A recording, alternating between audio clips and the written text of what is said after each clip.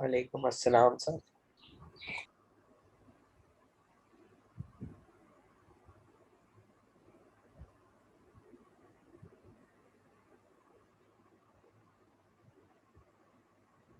We are doing a review exercise, and first 9 parts we have done yesterday. 9 part हम कल कर चुके थे। एक्सप्लेन उनको हमने कल कर लिया था। आज हम उससे आगे करेंगे। 10th पार्ट से स्टार्ट कर रहे हैं।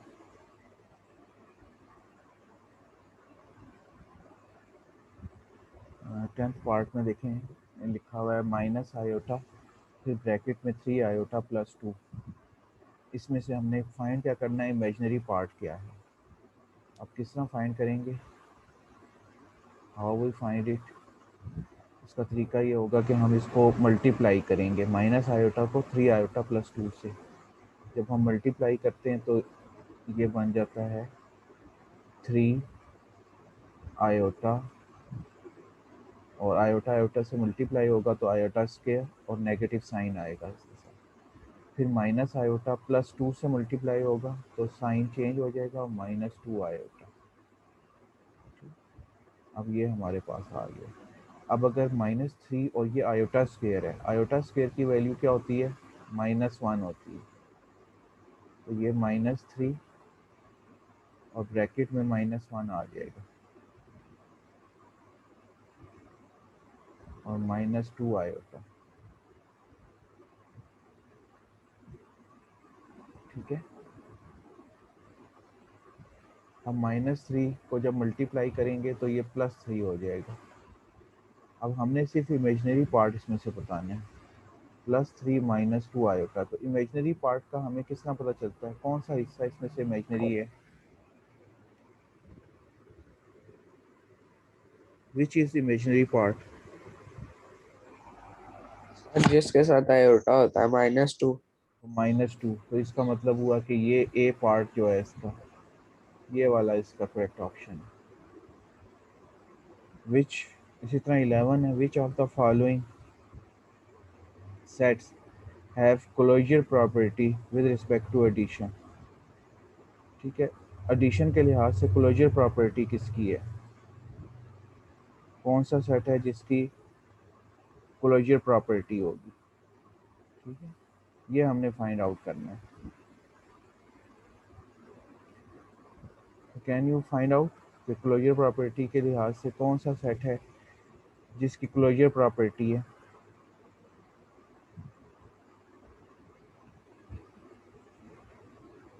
पहला सेट क्या है, ज़ीरो। ज़ीरो में अगर ज़ीरो को ऐड करें तो ज़ीरो ही आंसर आएगा ना, और वो इस सेट के अंदर मौजूद है। अगर बी सेट देखें तो इसमें अगर -1 में -1 ऐड करें तो क्या आंसर आता है, -1 में -1 ऐड करें अगर इसमें तो आंसर -2 आता है। ठीक है, तो -2 इसमें मौजूद नहीं है सेट के अंदर, यहाँ -2 नहीं है तो ये क्लोज नहीं हो सकता, -2 इसके अंदर नहीं है। इसी तरह यहाँ 1 + 1 करें अगर तो ये 2 आ जाता है आंसर, 2 भी इस सेट में नहीं है। इधर भी अगर ये 1 + 1 करें तो ये भी 2 आता है और वो भी इस सेट में नहीं है। लेकिन अगर 0 + 0 करें तो 0 ही आता है। तो इसका मतलब हुआ कि ये वाला इसका करेक्ट ऑप्शन है। अच्छा, name the property of real number. इसमें कौन सी प्रॉपर्टी यूज़ हो रही है।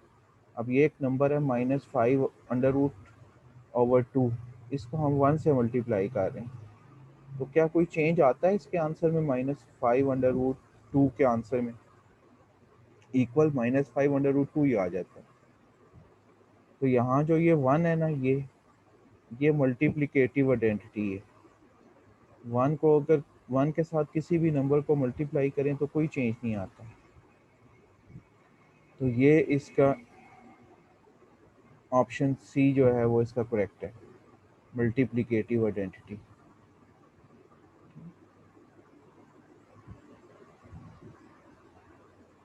Option C.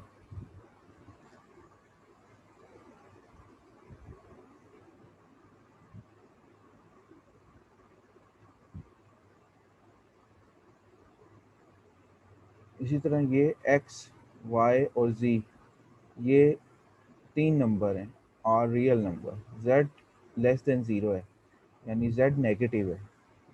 z less than 0 का क्या मतलब है कि z नेगेटिव है, माइनस में है। ये z की वैल्यू जिस तरह -1, -2, कोई भी माइनस का नंबर हो सकता है।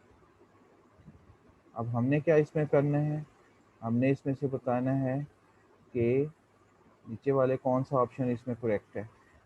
अगर x लेस देन y है, देन अगर हम z के साथ मल्टीप्लाई करते हैं, x को, इस x को z से मल्टीप्लाई करते हैं, फॉर एग्जांपल -1 से मल्टीप्लाई करते हैं, तो y को भी -1 से मल्टीप्लाई करेंगे। और अगर x लेस से छोटा है और y से छोटा है x, तो फिर क्या होगा, -1 से मल्टीप्लाई करने से भी वो स्मॉलर ही होगा। ठीक, x z greater than y z, तो ये भी ऑप्शन करेक्ट नहीं होगा क्योंकि ग्रेटर नहीं हो सकता। ठीक, तो अगर स्मॉलर नंबर है तो वो स्मॉलर ही रहेगा, तो ये इसका ऑप्शन ए ही करेक्ट है इसका। If A and B are real number, then only one of A is equal to B, और A is less than B, और A is greater than B, hold is called. अब ये एक property है, इस property को हम क्या कहते हैं, ठीक है, इस प्रॉपर्टी का नाम होता है ट्राइकॉटमी प्रॉपर्टी। ठीक है, ये ट्राइकॉटमी है। ट्राइकॉटमी का मतलब क्या होता है कि एक नंबर, कोई भी हमारे पास दो नंबर हैं, तो अब तीन उसकी सूरतें हो सकती हैं। दोनों नंबर या तो इक्वल हैं, जिस तरह ए इक्वल टू बी है, या ए लेस देन बी है, ए बी से स्मॉलर है, ये ऑप्शन हो सकता है, या ए बी से बड़ा है, ग्रेटर है। इस प्रॉपर्टी को हम ट्राइकॉटमी प्रॉपर्टी कहते हैं। कौन सी प्रॉपर्टी है ये, ट्राइकॉटमी प्रॉपर्टी। इसी तरह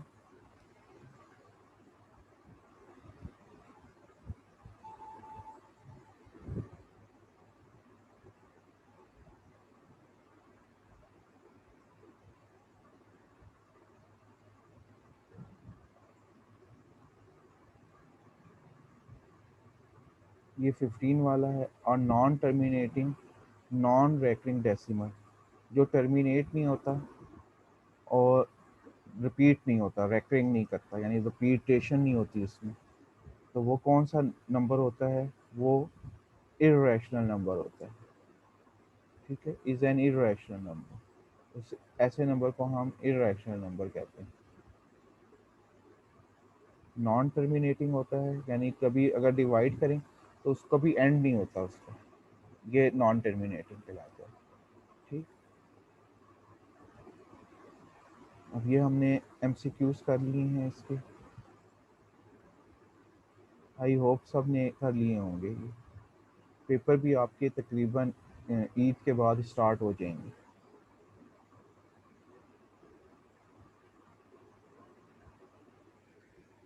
यार स्कूल कब आना है? जी वो बता दिया जाएगा आपको, लेकिन अपनी अब तैयारी रखें आप कि आपके पेपर सर होने कितना वाले, कितना सिलेबस आएगा? ये जो भी हम पढ़ चुके हैं।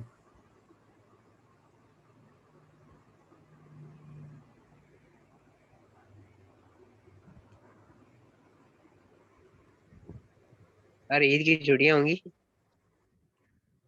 छुट्टियों के बारे में बता दिया जाएगा ना बेटा, ग्रुप में, व्हाट्सएप ग्रुप में शेयर कर दिया जाएगा छुट्टियों के बारे में।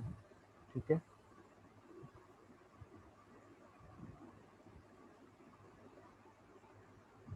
अभी जो मैं आपको लेटेस्ट बता रहा हूँ वो यही है कि आपके पेपर जो हैं वो ईद के बाद स्टार्ट होंगे, तो हर एक अपनी तैयारी शुरू कर दे। तकरीबन 3 हफ्ते पहले आपको बता रहे हैं। क्वेश्चन नंबर 2, ट्रू और फॉल्स आइडेंटिफाई करना, कि ट्रू कौन सा है और फॉल्स क्या स्टेटमेंट है। Division is not an associative property, division associative property नहीं है। एसोसिएटिव प्रॉपर्टीज मल्टीप्लिकेशन होती है और एडिशन होती है। ठीक है, सिर्फ इन दो में होता है, तो ये not associative property, division true है ये। ठीक है, तो इसको हम ट्रू कर देंगे कि ये ट्रू स्टेटमेंट है, it is true. Every whole number is a natural number, तमाम होल नंबर नेचुरल नंबर होते हैं। नहीं, ज़ीरो तो नेचुरल नंबर नहीं है, तो ये फॉल्स है। होल नंबर में ज़ीरो भी आता है, वो नेचुरल नहीं है, तो फॉल्स स्टेटमेंट है। Multiplicative inverse of 0.02 is 50। 0.02 का मल्टीप्लिकेटिव इनवर्स 50 है। पहले आप 0.02 को ज़रा देखें, अगर इसका पॉइंट रिमूव करें 0.02 का, तो पॉइंट के नीचे नीचे 100 आ जाएगा।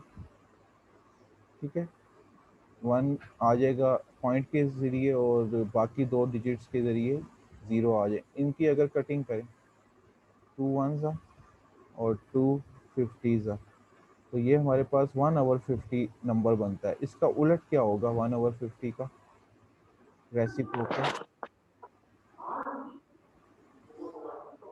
1/50 का रेसिप्रोकल क्या होगा? उसको हम मल्टीप्लिकेटिव इनवर्स कहेंगे, वो होगा 50/1। क्या होगा? 50/1।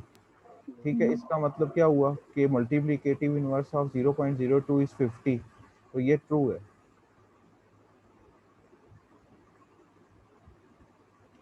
पाई is a rational number, no, pi irrational है, तो ये फॉल्स है।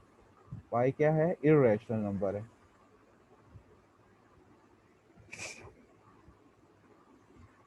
Every integer is a rational number, हर इंटीजर रैशनल नंबर होता है, ये ट्रू है। रैशनल नंबर हर इंटीजर को कहते हैं। Subtraction is commutative property, subtraction commutative property है नहीं। इस तरह, अब मैं एग्जांपल अगर लिखूं, 4 सब्ट्रैक्शन में लिख लेते हैं, दो नंबर हैं 4 और 2, तो 4 माइनस 2 ये इक्वल नहीं होगा किसके? 2 माइनस 4 के, क्योंकि 4 माइनस 2 का आंसर क्या आएगा?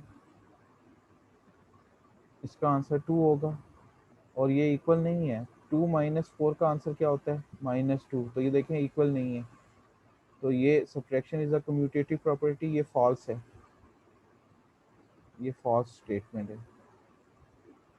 Every real number is a rational number, हर रियल नंबर रैशनल नंबर है। हर रियल नंबर क्या है? रैशनल नंबर है।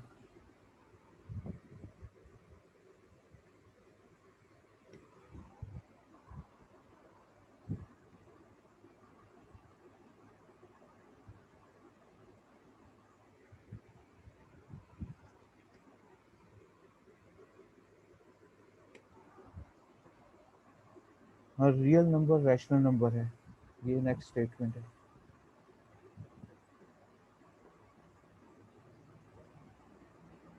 Every real number is a rational number, so it is false.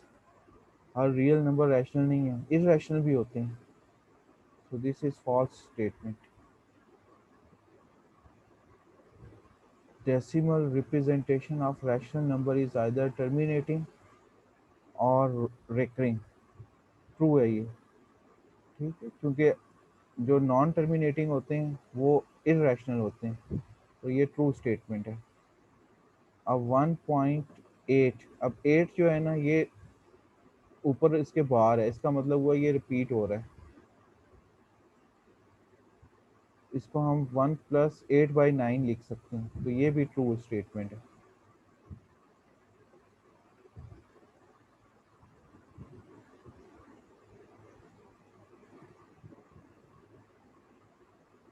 Sir ये 9 से डिवाइड क्यों करेंगे? जी, 9 से ये इसलिए डिवाइड कर रहे हैं कि यहाँ पे हमने इसको सॉल्व करना है ना। जब इसको हम सॉल्व करते हैं,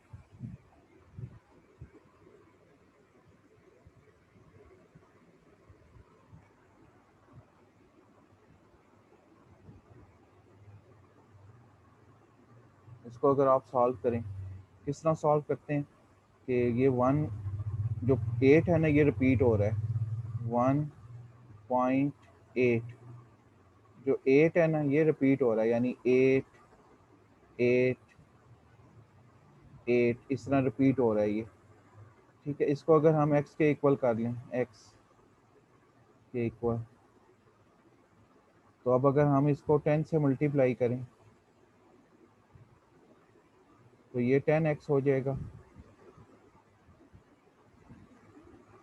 ठीक है, और यहाँ पे क्या आ जाएगा, ये 18.8, 10 से मल्टीप्लाई कर रहे हैं ना, किससे मल्टीप्लाई किया है, मल्टीप्लाई 10,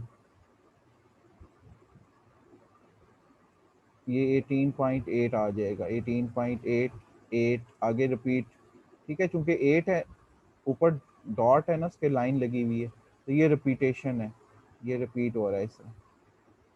ठीक है, अब अगर इन दोनों को माइनस करें, 10x में से x माइनस करें तो क्या आता है, 9x आता है ना, माइनस करने पे 10x में से x माइनस कर दिया।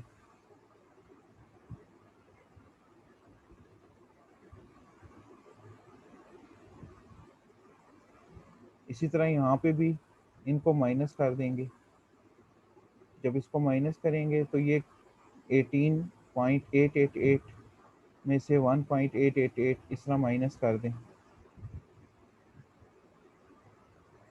ठीक है, तो अब ये देखें यहाँ पे ये कौन सा नंबर आ गया, 9 आ गया है ना x के साथ। अब ये जो 9 है ये हमने इधर 8 के नीचे डिवाइड कर दिया है इधर, तो ये 8/9, इसलिए ये 9 आया है। क्लियर है अब,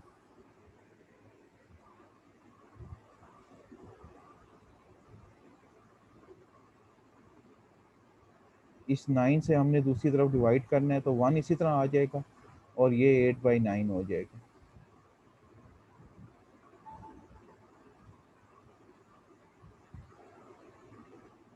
आई होप कि आपको क्लियर हो गया होगा।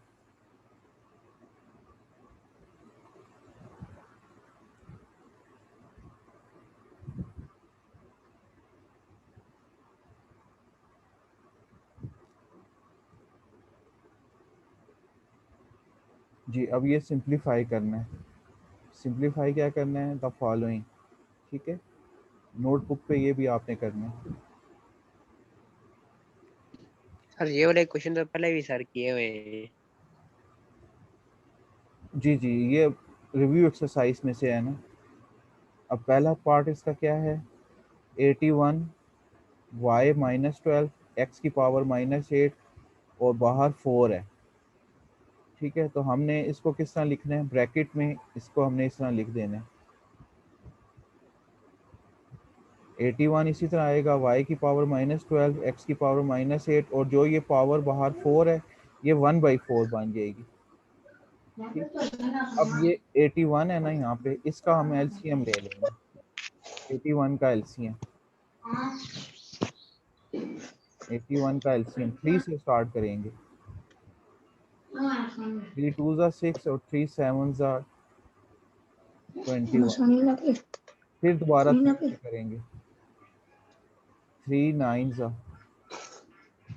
फिर 3 3 और फिर 3 1 ज़ा।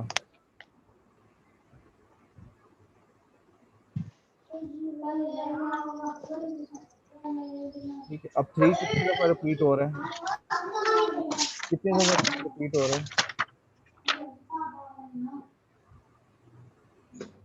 3 4 टाइम्स रिपीट हो रहा है।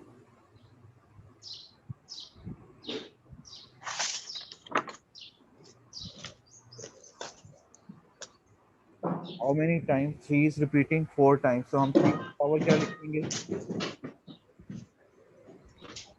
3 की पावर 4,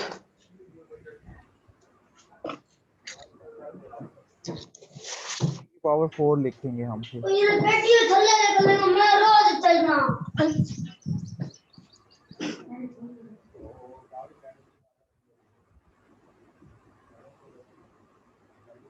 तो ये 3 की पावर देखें 4 लिखा है, y की पावर -12 और 8 x की पावर -8 और ब्रैकेट में होल पावर 1/4। अब ये जो 1/4 पावर है ये हर नंबर के साथ मल्टीप्लाई कर दें, तो 3 की पावर 4 मल्टीप्लाई 1/4। अब 4 4 की ये कटिंग हो जाएगी, इधर y की पावर -12 मल्टीप्लाई 1/4।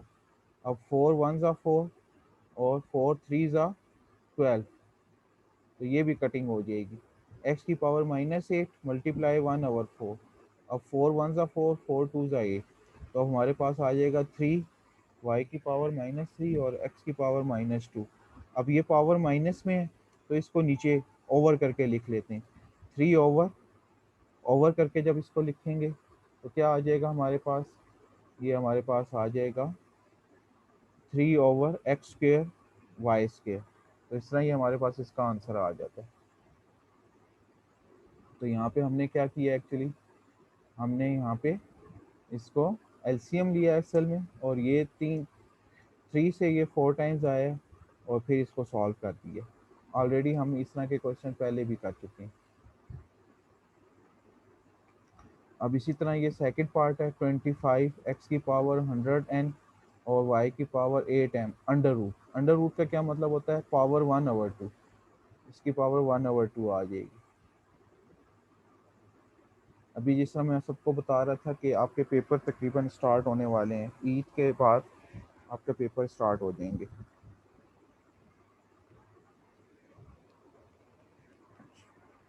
सर ईद के फौरन बाद? जी जी, ईद के बाद।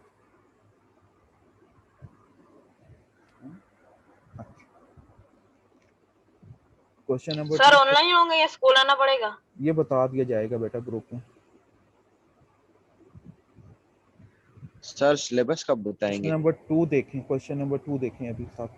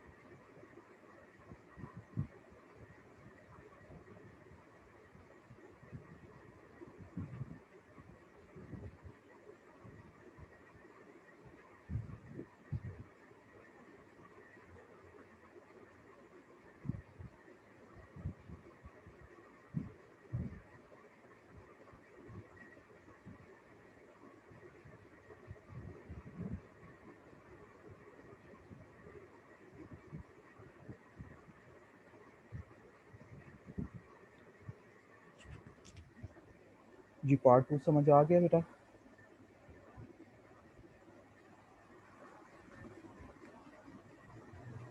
सर आपकी आवाज ही नहीं आई। पार्ट 2 बेटा आपने खुद समझना था, मैं आप पार्ट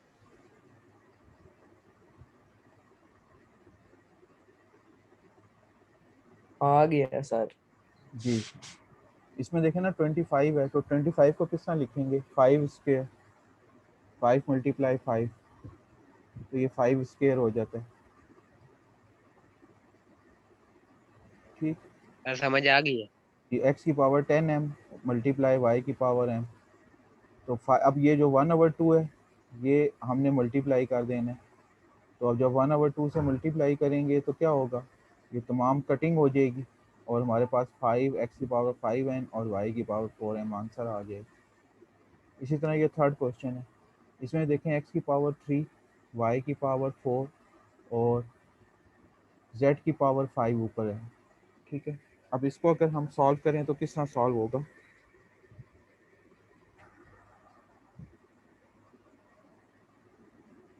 नीचे भी देखें x y z हैं, तो अब नीचे वाली पावर सब माइनस हैं, तो ये सब ऊपर चली जाएंगी।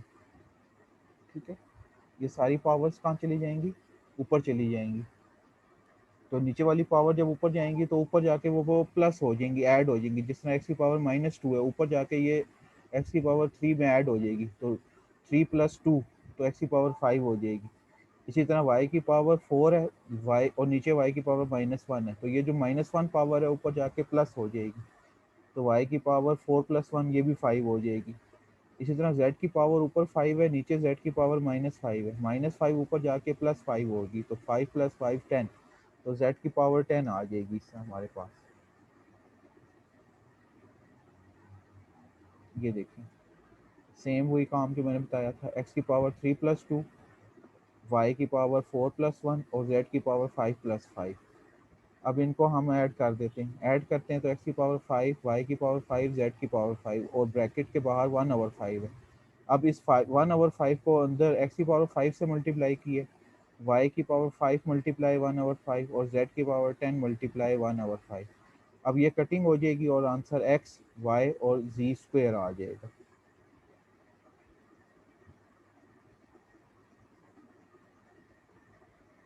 इसी तरह ये 32x की पावर -6, y की पावर -4 और z और नीचे सर क्लास का 625 टाइम है। खत्म हो गया।